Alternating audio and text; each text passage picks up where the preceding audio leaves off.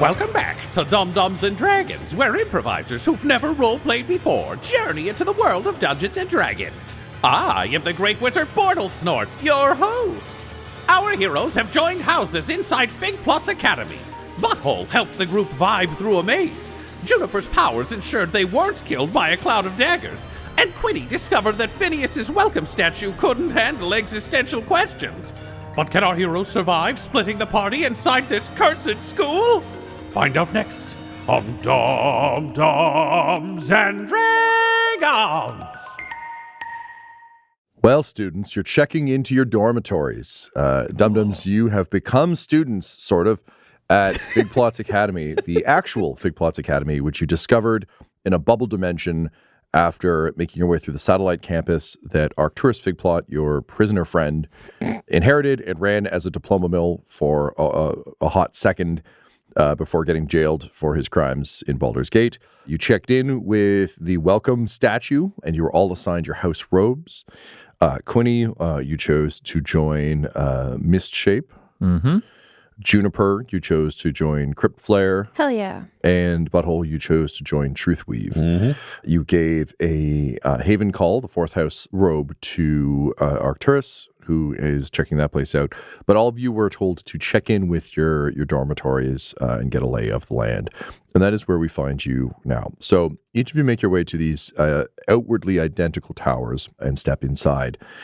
Once you're inside, the crest on your clothes glows. So currently, like you can tell that it does have, it's not purely cosmetic. There are magical properties to it. And the charm in your pocket begins to jingle. Reach into my pocket. Ditto. Me too. So just for audience awareness and also me awareness, all of you are in different buildings right now. Yeah. So I appreciate that all three of you are doing this. I'm going to need that kind of like, I do this as well thing. This is going to be one of those split scenes where We're you're doing all a split screen. It's morphin time kind of pretty thing. much, and you're almost. all kind of seeing the same thing, just in different places. So It's only morphin time for me because I'm misshape. yeah, I understand. It's jingling around as you take it out. It's corpse in time for Juniper. Yeah. Yeah. Oh. The small mascot jingles so hard that your hand kind of twitches with it. And as it does, the charm flares and disappears. And before you stands your house mascot in the magical flesh.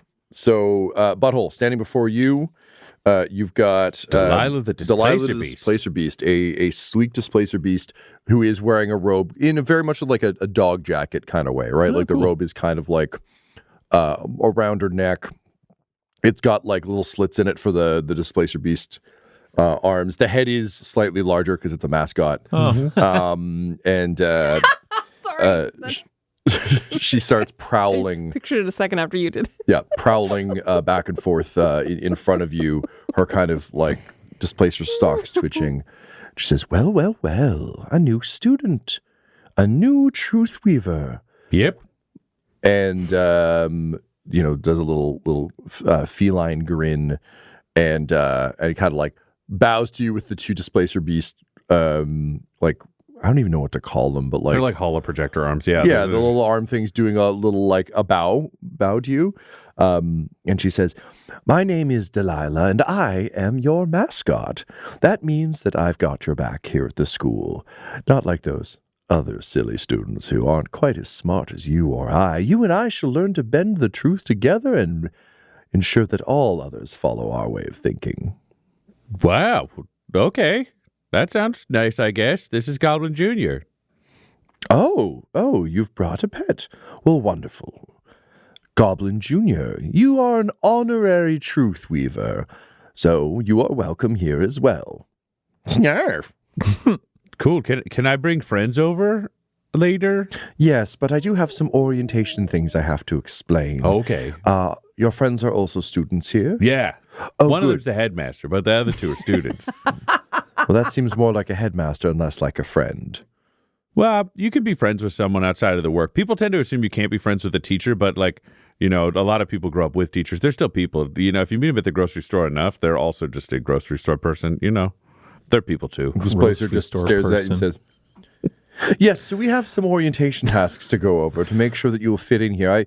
I fear that this may be a rough adjustment for you to the school life, but We'll figure it out together. That's what I'm here for. And if you ever need me while you're out and about, you can always ring the charm in your pocket, and once per day, I can pop out and offer some assistance from the house. Oh, cool. Okay, so once a day, if I shake this thing, That's bam, right. displace your beast. Now, if you're inside your dormitory and you shake it, that doesn't count. That's just This is your house, yeah. Yeah, easy for me to pop out and help you here, but just in here. Out there, I only get one. What kind of stuff will you help me with out there? Like, you'll leap that's into the fun of combat? Is it mascots. You'll deadly never danger? know. Okay, fair enough. What else do I need to know for orientation? I'm here. I got the janglies. Well, let's talk a little bit about where here is. And we cut to Quinny. Quinny, you are staying there with Murray the Mimic. Murray the Mimic is leaning against the back wall, very Cloud Strife style, arms folded, leg crossed over, giant fucking mimic head. And he is tall. He's like the body's like 6 feet, and then the head is giant. Oh, yeah. So it says, "Hey, so another misshaper, huh? That's Yeah. kind of neat. That's kind of neat. What's your name there, guy?" Skip. Representative. 0. Let's skip. Your name's Skip Representative 0, huh? Representative. Your parents hate you or something? Let's get to the fucking directory. Are you really talking to me right now, or is this a... Yeah, I'm talking to you right now. I'm Oh. your house mascot. They call me Murray the Mimic. Oh, I thought you were more on just like regular enchanted kind of stuff. Oh, I'm plenty enchanted. Don't you worry about that. Although that's not really our school. We're No. transmutation and illusion. You confused about that? No, not anymore. My name's Quinny. Quinny. Yeah. Oh, so you're not directory. No, none of that stuff. You see, you're pulling one over on me. You know, that's kind of truth weaver kind of behavior there. So you be careful. Stay in your lane, all right? Okay. Yeah. Great. Okay. It is shockingly appropriate that Quinny has ended up in asshole house. Yeah. Smug asshole house. So listen up there, bud. You got a little charm in your pocket there. You give that old dingle dangle out there, and I'll show up. And I'll do something goody. nice for you. Okay. If you do that in here, I can pop up whatever. If it's out there, you Less. get one a day. One a day? Yeah. But hey, don't worry. And he goes up and he like slaps a hand on either of your shoulders and says, "We are going to have a great time. You're going to love it as a misshaper. We have all the fun." Great. Hey, I heard I start off with a training spell or something. Can I just do that now, or? Oh, wow. Okay. We're eager to get started. Well, yeah, we'll need to go upstairs, check out your room, and you'll have to choose your casting focus. Cool. Any neat signet rings that we give to students?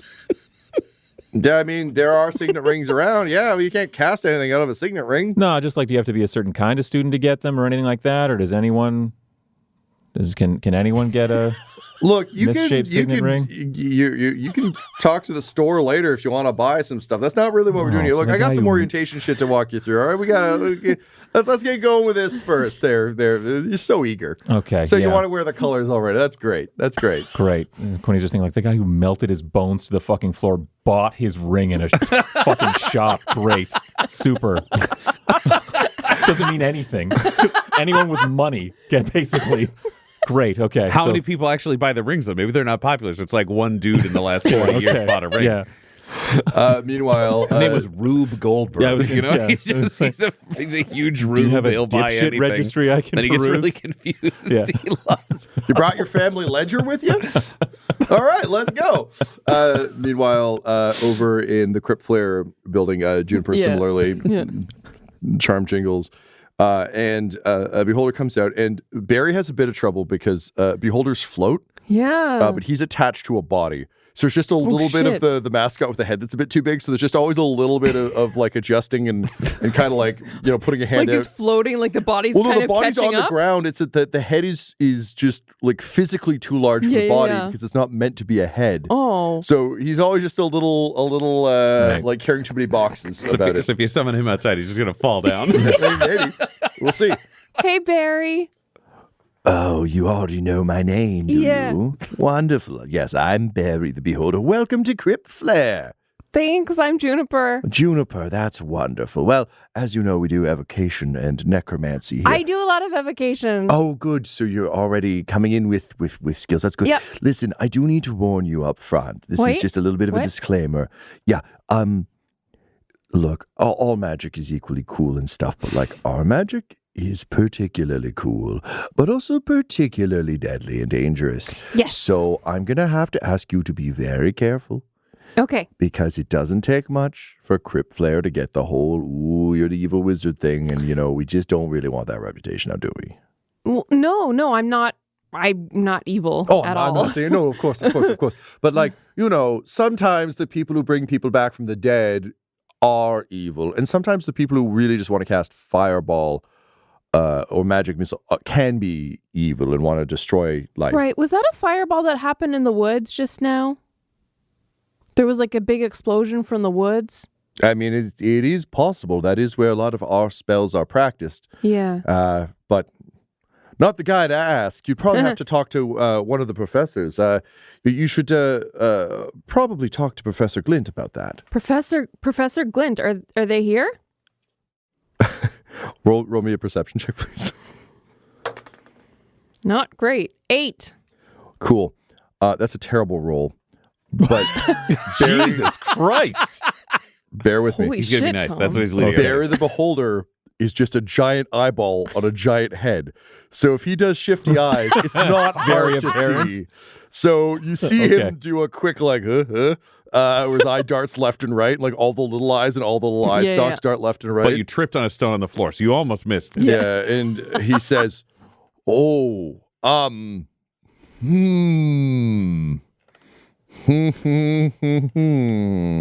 Oh, that's okay. you I might got it. need to speak. Well, I don't know that there's a replacement yet, but if there is, that would be the person to speak to. No, that's cool. Thanks, Barry.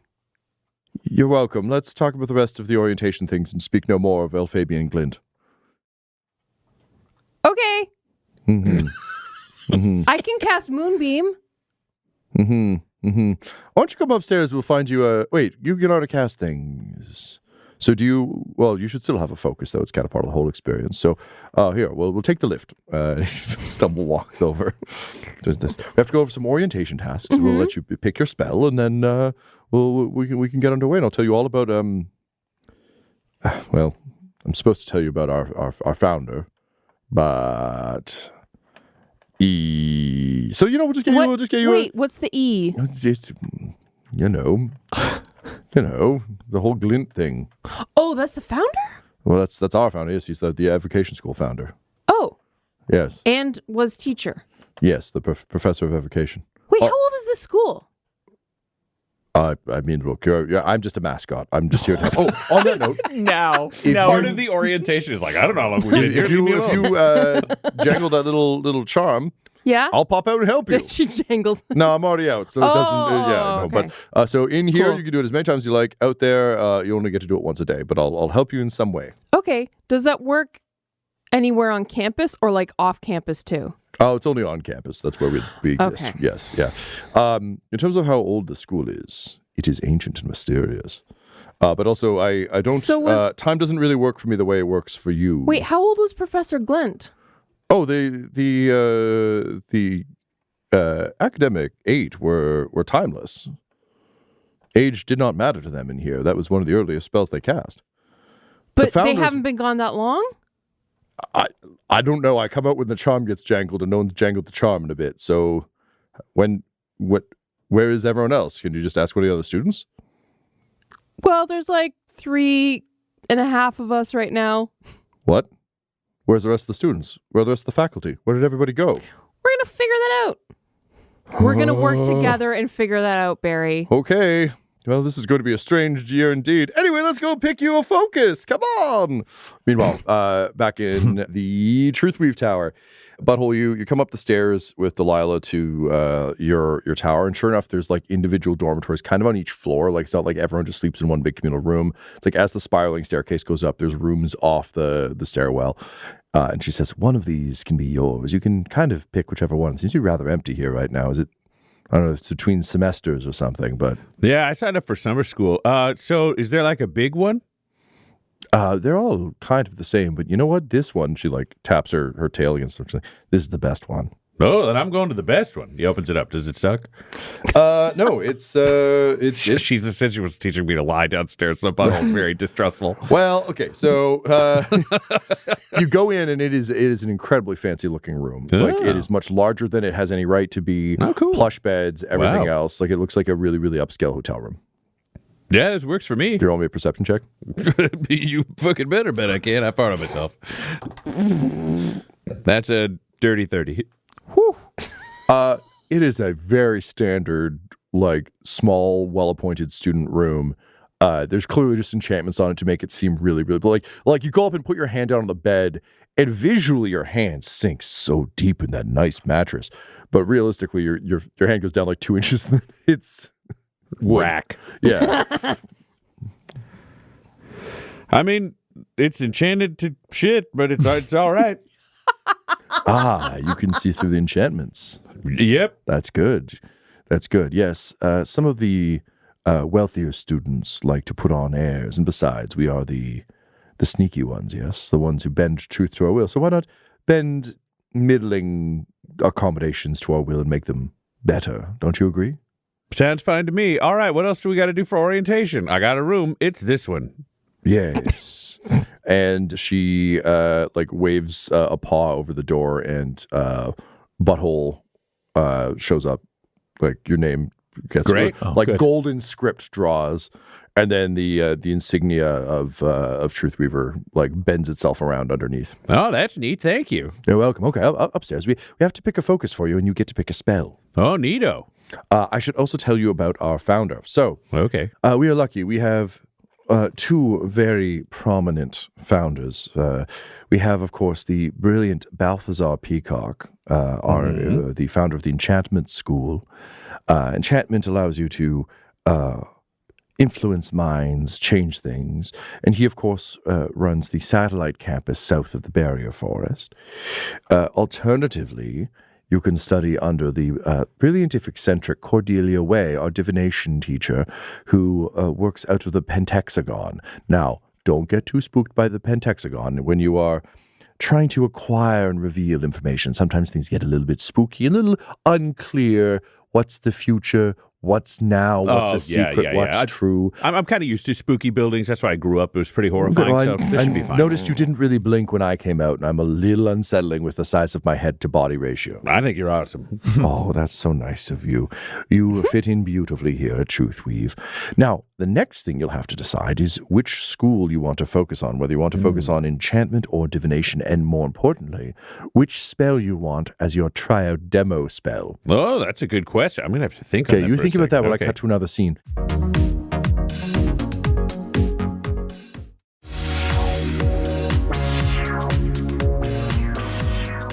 Meanwhile, Quinny, you are like looking at your room with Murray the Mimic, who is leaning in the doorway. Yeah. And because you are in misshape, the room can kind of look like whatever. So he's like, yeah, so it's kind of up to you to just kind of say what you want it to look like, and it'll look kind of like that. So what do you want there?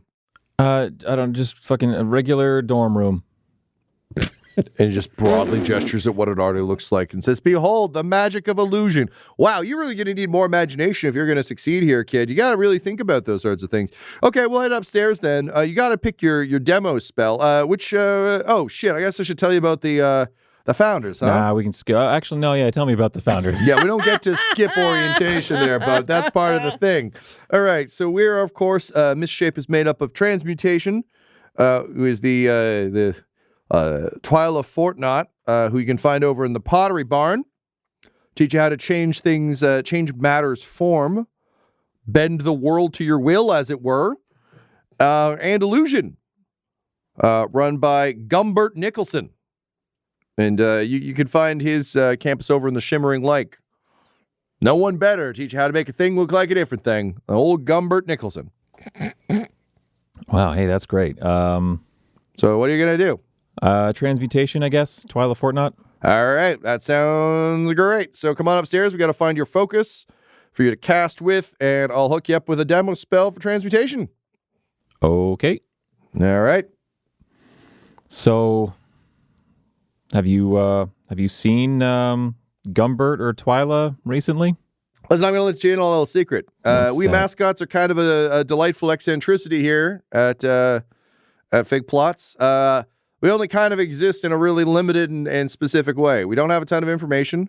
Normally, a student's supposed to give you the orientation thing, but there don't seem to be any here today, so it's me. I'm the backup. So, when you said just shake this thing and you'll come and give me some help, that's only if I need someone to give me an M or to fire a t-shirt cannon at someone?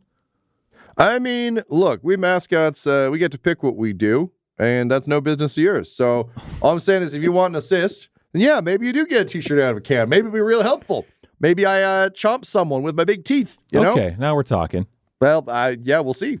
Maybe I just show up and give them a lick. Oh. Yeah. I can do what I want, but I'm limited to pretty much that. I get to pick what I do when you summon me, and if no one else is here within the house, I'm kind of here to give you the old razzle-dazzle, make you feel nice and home. Super. Let's get to the focus thing. Great. Okie dokie. And he takes you upstairs into the common room. Yeah. Juniper, you Such a are... cranky boy. I know. They both are. I love it. Yeah. You're with Barry the Beholder, Yeah. and he's giving you the same rundown. Mm-hmm. And says, so as I said, we can't really talk about Professor Glint. Yeah, don't worry about it. But we do also, of course, have Jace Cairo. They are the necromancy teacher. Quite good. They're an excellent lecturer and are wonderful at keeping people from turning evil, which, again, as a necromancy teacher, Oh, that's nice. very important. Yeah. They operate out of the Eternal Graveyard. You can find them in the Twilight Tower. You should note that our school is a little different from the other schools in that our magic is somewhat more active. So just be on your guard in both the Warring Wood and the Eternal Graveyard. Things are often bumping around in both spaces that are worth being aware Yeah, of. again, the explosion. Yeah, Fireball. Yes, Yeah. that the Okay. explosion. Yes. So which of the two schools would be? You mentioned you already do evocation. Is that where you want to stay? I mean, I know a bunch of evocation. Like I do all the smiting and the moonbeam and the ice storm and more Do every smiting. spell. I dare you. Do every spell you got. Aura vitality. I've done cast daylight before. Yeah, that's kind of it. But I don't know if there's anything else No, that's kind of interesting. Maybe, I guess I've never really done anything necromantic. Oh. So I've always kind of stayed away from it. You can always try it out if you don't want to commit to it fully. One of the nice things about your early days here at Figplotts is you'll be able to change between the two schools for your first year until you find one that fits. So when you come back to the dorms, you'll be able to change your spell between the two schools. So you get one spell from the list. And when you come back, you can change it. So if you want to start with necromancy and move to evocation, you can. But it also sounds like you already know a lot of evocation. That's the thing. It's like, do I improve a strength or do I fill in a really big blind spot? As a mascot, I can't help you with that. In fact, I'm not even supposed to be giving you this spiel. That's supposed to be another student. So Okay, that's fine. Give me something necromancy. something necromancy, it is. So each of you are shown up to the common rooms of each space. And I'd be curious what the common rooms look like for each of you. Ooh. All right. If I'm just spinning this, I'm going to say Truth Weave is interesting because the common room is heavily focused around games and conversation pieces. It seems like there are places for people to hang out, but there are a lot of games in place, which makes a natural kind of leap, especially for a place that is about divination, predicting other people's actions, predicting the future, predicting consequence, in combination with enchantment, which is, can you divine that the other person has cheated with the way they're affecting pieces, as well as kind of really elaborate machines, really elaborate pieces. There's a lot of kind of small magic with anything here probably wouldn't be super powerful because it's the stuff previous students had left they made and left in place, but the idea of like a chessboard where the pieces have come to life and are able to kind of act things out. It's a very sporting, interesting place that lets people either sit back kind of around the edges and just socialize, or step into the center, use some of the more passive or even more active forms of magic. They've got little dividers that you can almost sense in like, they've got a weird hum of magic to them. If you don't mind me spinning this, Tom. No, please. It's almost an anti-magic field that can get raised the same way they did like COVID plastic dividers between seats, to be like, whatever is magic in this game or whatever magic you are playing opposite the other person, it won't bleed into the other games that are right next to you. Otherwise, it could kind of get caught up. So they almost funnel up into like they would for a fire to allow smoke out. It's just to let the magic out of the room if it's leaking. A few of these are set up and clearly have either cards, like tarot card setups, or nothing whatsoever, but they just have arrows pointed to the other person. You're like, there's the mind stuff. There's the affecting someone as a thing or predicting the future. So there is a bar, but it all feels very like playful and like, do you want to go have a drink? How much can you do while you're doing this? How can we play each other? Like, there's just a sense of fun here. It sounds like really Knives in the Dark, which is, I think, a little bit how it feels to Butthole, because that's how he's used to these games being played, because there's like a winner and a loser that's innately uncomfortable in a game of like lies or politics. It's actually a really chipper place, though, because everybody here's playing for fun. He's used to like the Plantiers versus his parents. And this is the land of like, oh, we're all just learning how to do cool shit. And like, haha, I got you to pick up that thing. Oh, show me how to do it. Instead of like, the nightmare world of The Boys, there are these moments in like the Dune Prophecy TV series where Benny Gesserit uses the voice on someone else. And the other person's like, ooh, show me. Right. This is a room of, oh, ooh, show me. Yeah. Okay, I love that. The only things I'll add are the portraits of the founders. So your two founders, of course, being Cordelia Way and Balthazar Peacock. Yes. So you've got that same portrait that you saw at the satellite campus of which he clocks immediately. Like Colin Farrell leaning, winking. And on the other wall, you have Cordelia Way, who is just like a bit of an impish grin, big curly, like an explosion of curly red hair. She's made absolutely no effort to like pull back or anything else. And she's giving the portrait, like she's got the steepled finger, Mr. Burns thing, slightly skewed.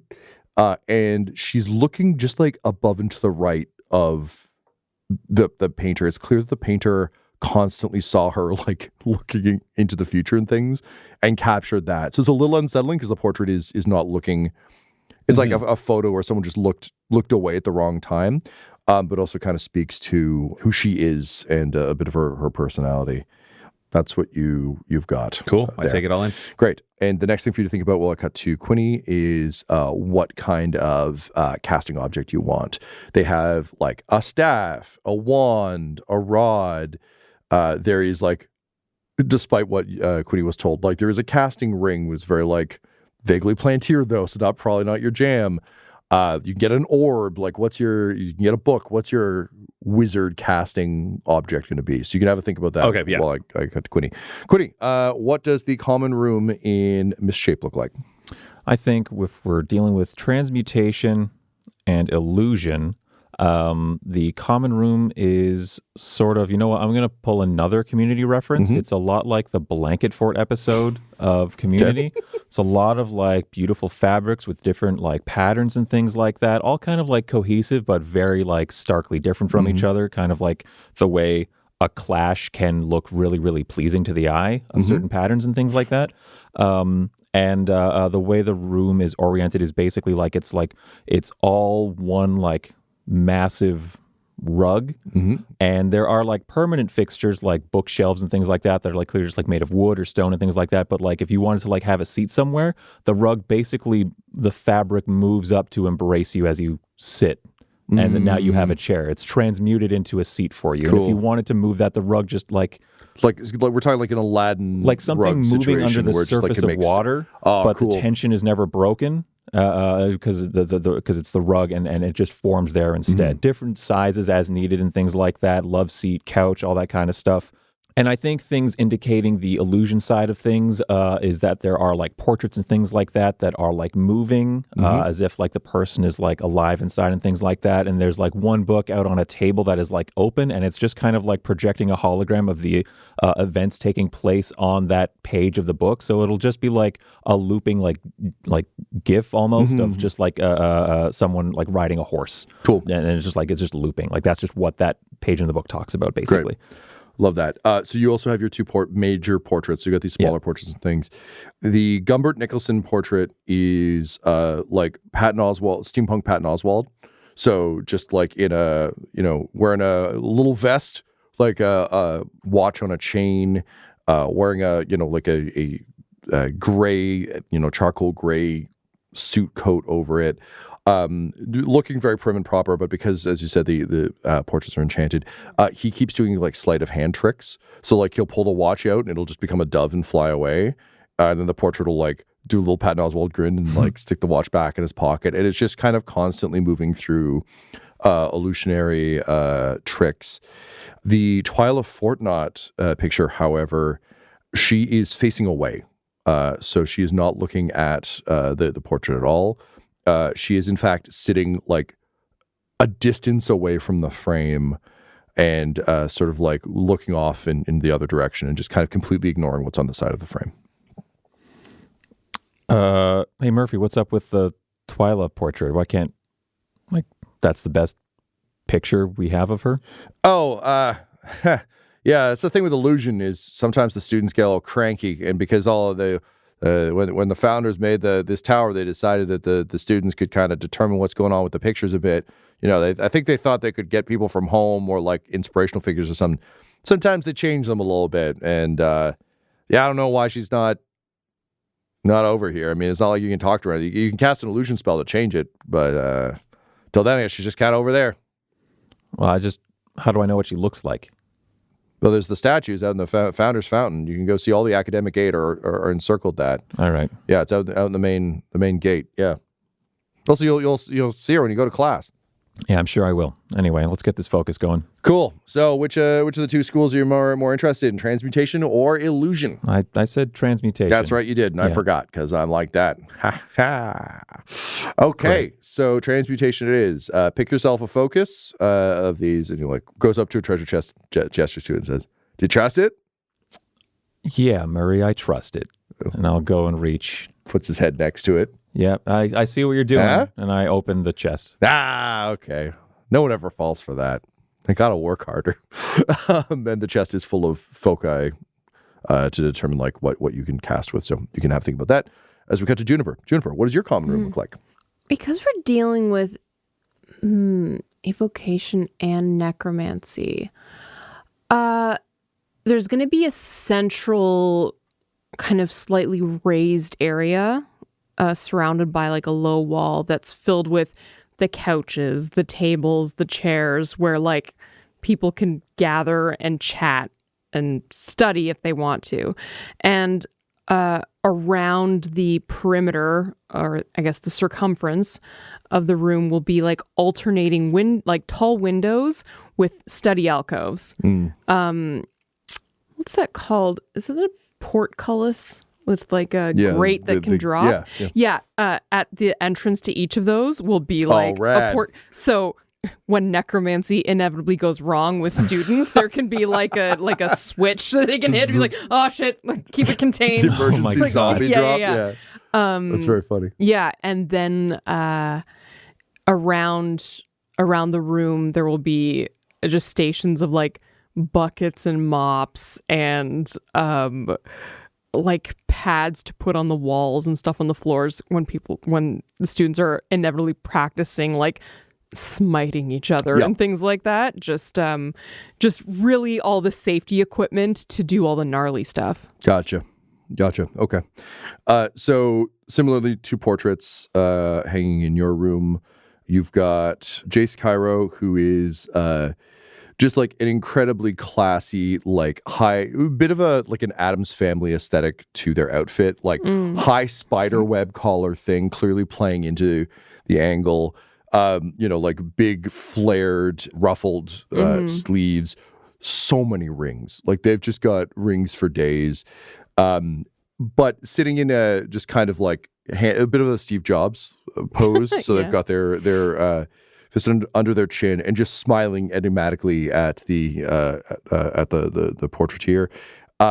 They look a bit like Asia Kate Dillon from Orange is the New Black or from Billions. They're just like short hair, again, kind of impish features, just a little like glint of mischievousness.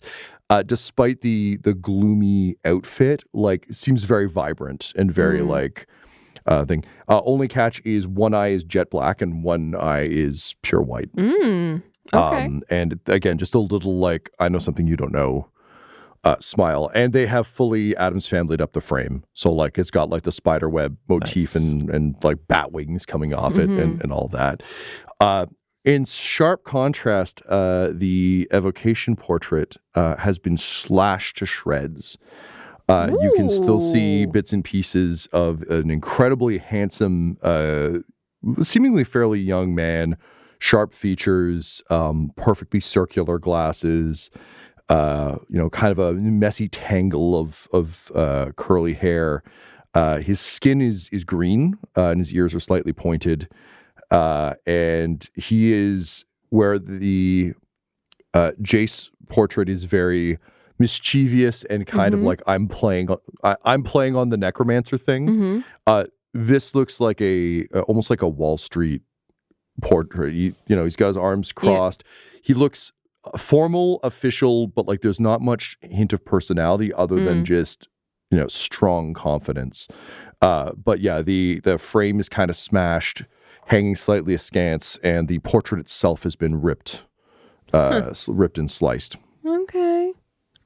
Is it jagged by like claws, or would I guess more like smoother cuts that would be like a knife or a sword? Probably knife or sword. Knife or sword, okay. Yeah, and there's like burns on it as well where people clearly threw like magic at it. Interesting.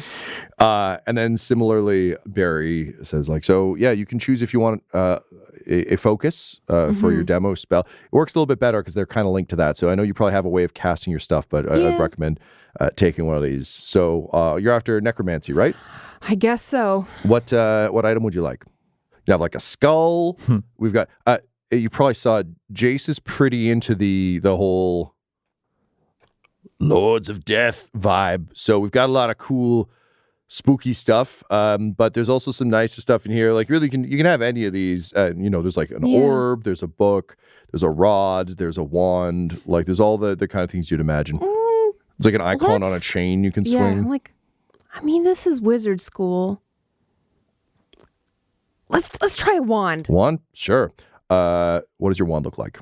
That Barry like flips through. Here's some options. It's like necromancy.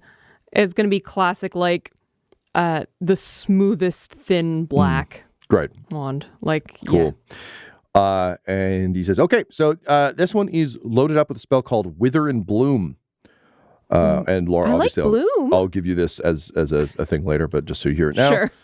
So essentially, when you cast this, it works within 60 feet, and you evoke both life and death in a 10-foot sphere on a point that you decide, and everything that you choose within that area has to make a con save. I'm just going to say this in my voice, not his voice. Makes more sense. Every creature must make a con save, taking 2d6 necrotic on a failed save or half that much on a successful one. Non-magical vegetation in the area withers. And in addition, one creature of your choice in that area can spend and roll one of its unspent hit dice and regain a number of hit points equal to that roll, plus your spellcasting modifier. So basically, you can hurt some things, and if you got a friend in the sphere, you can heal them a bit. That's the only one. That's the one it comes with. You can swap it out for another one tomorrow. Okay. Nifty. Necromancy's fun. I don't like the withering. Well, that's what you picked.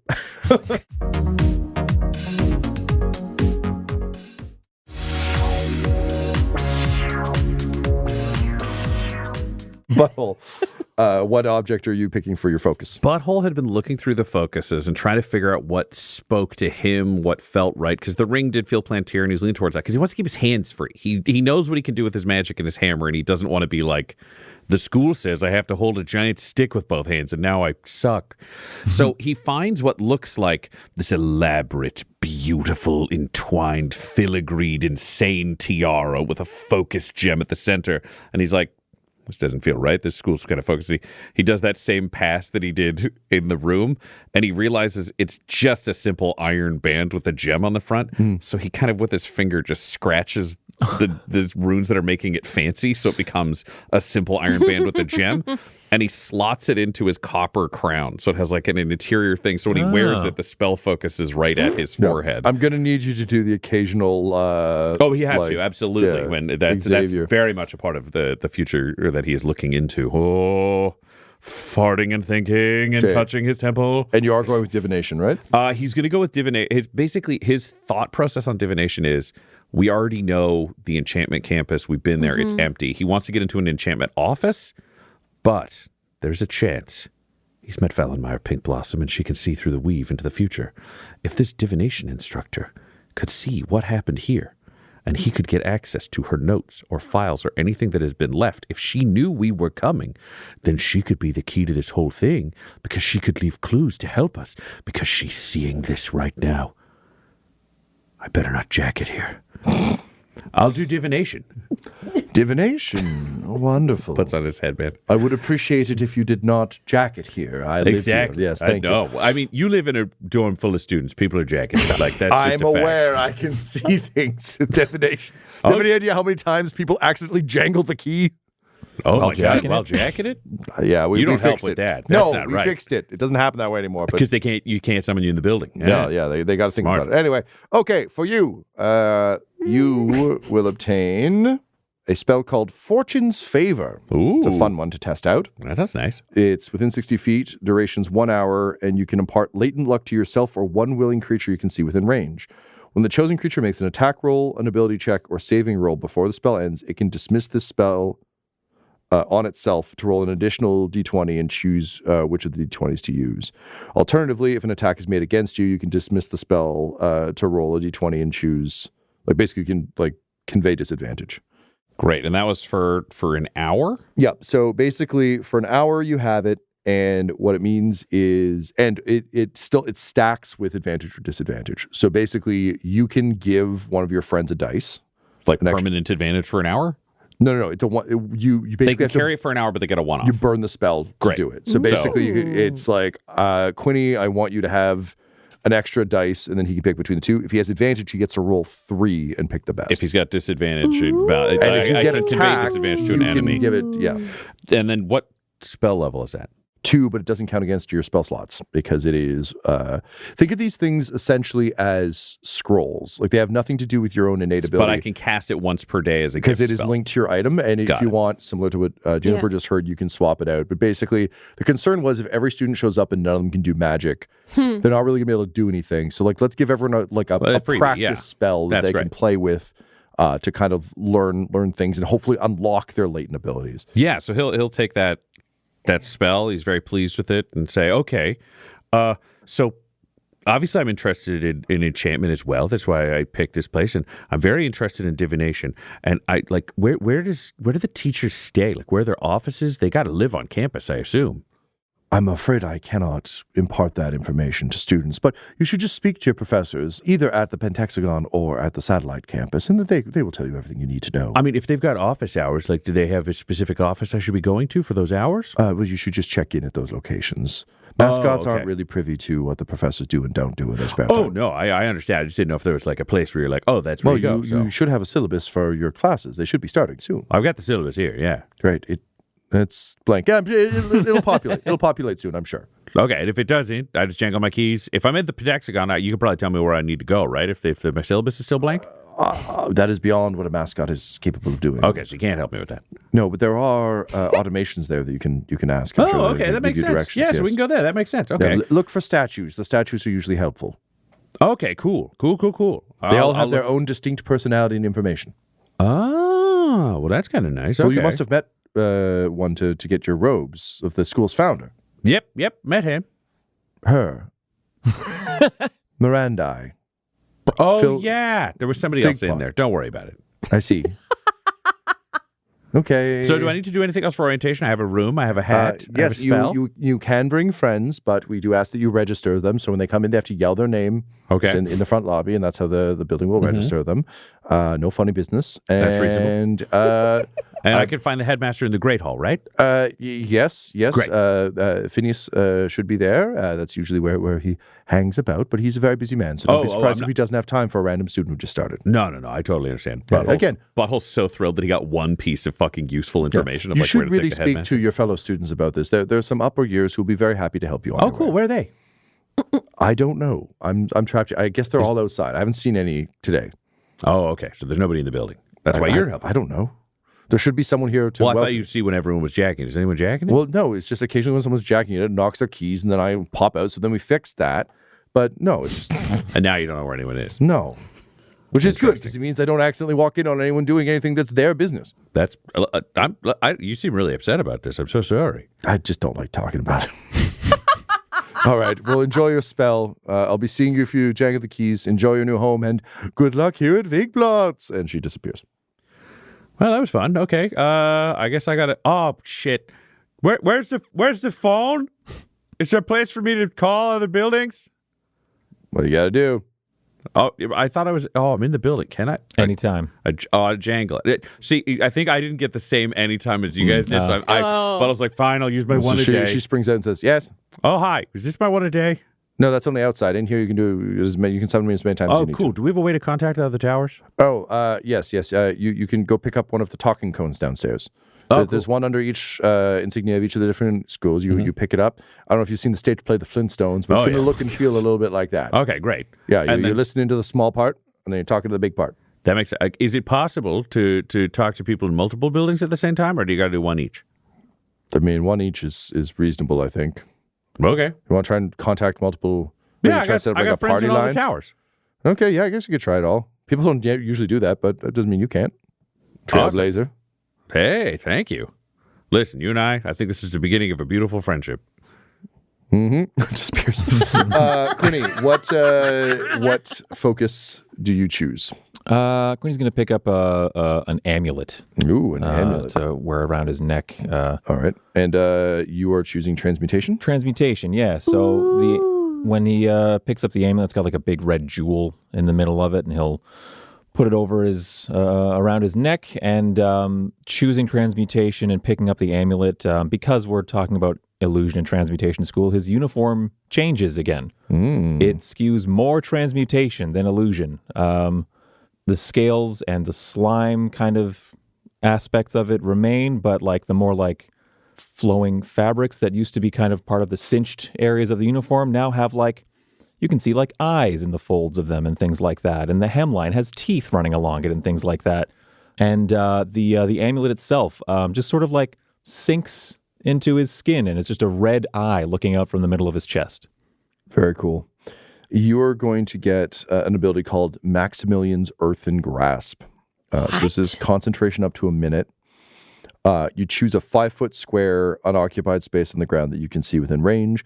A medium hand made from compacted soil, but I think based on the way you've just described things, it can be kind of like whatever substance is on the ground. Rises up and reaches for one creature you can see within 5 feet of it. Target has to make a strength save. On a failed save, it takes 2d6 bludgeoning and is restrained for the spell's duration. As an action, you can cause the hand to crush the restrained target, who has to make another saving throw against 2d6, so same thing. To break out, it has to use a strength check against your spell save DC. On a success, it escapes is no longer restrained. As an action, you can cause the hand to reach for a different target. So basically, you summon, like you transmutate the ground into a hand, and it can grab things within 5 feet and restrain them. Okay. And cause them damage. Possibly granting advantage. I don't know. Yeah. Hypothetically. Interesting. Cool. So what do I do now? Am I free to go? Murray? Look, I assume you got like classes and stuff. I got a lot you to do, registered. so- You got a syllabus? Yeah, super busy. So Great. Okay. Well, enjoy your classes. Yep. Enjoy your spell. Remember, if you want to change between the two schools, you can do that tomorrow. Not today. You can't just do it all willy-nilly. You get a different spell. Yep. And otherwise, have fun out there. Remember, I got your back. You're going to be a great misshaper.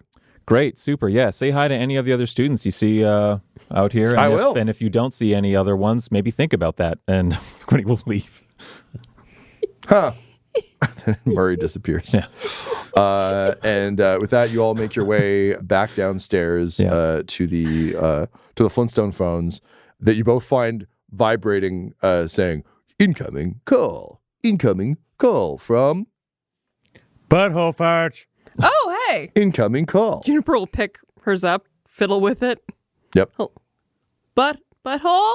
Hello? Butthole? Oh, I can hear Flips you. around the receiver and the thing.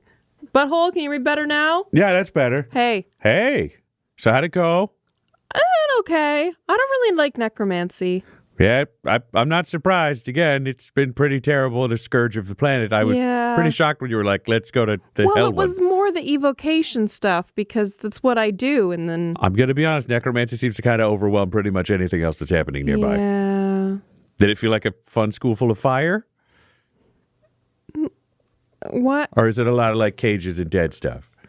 Yeah, the second one. Yeah. But I think, the explosion that we saw in the woods earlier.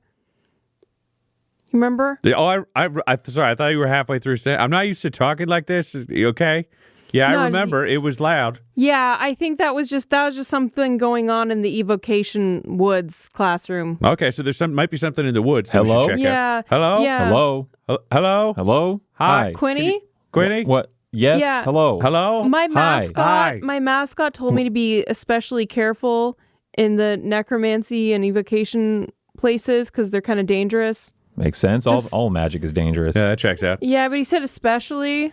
Okay. Hello? Hello? Hello? Hello? Hi.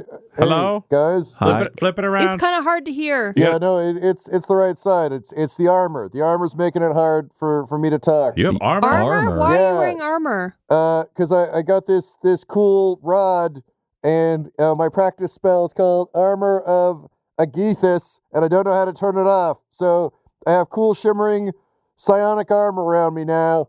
How long does it last? An hour. Okay, you're just gonna do that. All Why right. don't you do more listening for a minute, bud? Okay. Yeah, it's. Oh, there we go. Hey, Well, I figured out how to open the mouth. that's good. Great. Okay. So I'm imagining everybody got a focus and a spell and had to pick a thing and whatever. Yeah. Yeah. Okay, so it sounds like there was the explosion in the Warwoods. That's a bit of a question mark. Yeah. Balthazar, I got nothing. They won't tell me where he lives, so I don't know where his apartments are, but theoretically, I don't know. Great Hall. There was a divination teacher here who apparently was pretty good, so if she knew what was happening, I'm thinking it might be worth going to just see, like, where she's at, or, like, go see if her office has something to tell us what the fuck's happening now, because if she could see the future, she might have seen this. Yeah. And I confirmed that the headmaster lives in the Great Hall. So if we go to the Great Hall, we might be able to, maybe in like an hour when he looks like a person again, we could see how Mr. Figplott can get into the big office and see if there's anything there that might be useful. Okay. Yeah. On my end, misshaped rings, they seem to be kind of like a gift shop sort of tchotchke, or I don't know, a student catalog thing. They're not as significant as maybe we were hoping. Like anyone could have gotten one. But they had to be here to get it. I guess so, yeah. I guess it could be a gift, but It could unlikely. be a gift or even like an heirloom, depending on how long someone got it here and then took it out Could it have to been our a world. graduate ring? No, it does not. There was Oh. no indication that you had to actually accomplish anything to get this ring. Oh.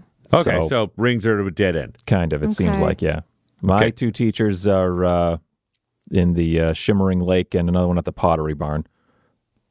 In case we want to check those places out. If we eventually, yeah, I don't know. I'm not Yeah. confident any of the teachers are still here. No, it seems like none of them are here. No, So Barry was pretty weird about the evocation professor / founder. And also his portrait was kind of like torn up.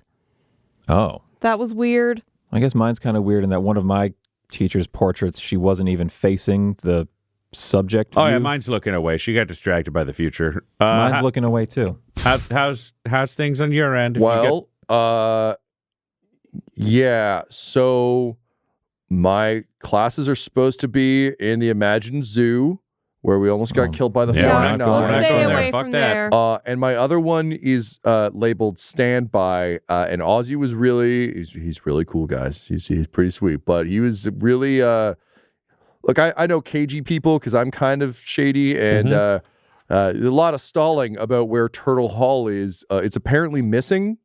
The whole hall is gone. Like the turtle took off or some shit? Yeah, I think so. So that's a bit of a thing. So we might have to go find that turtle. Okay, it sounds like we got a lot of stuff to do. Yeah.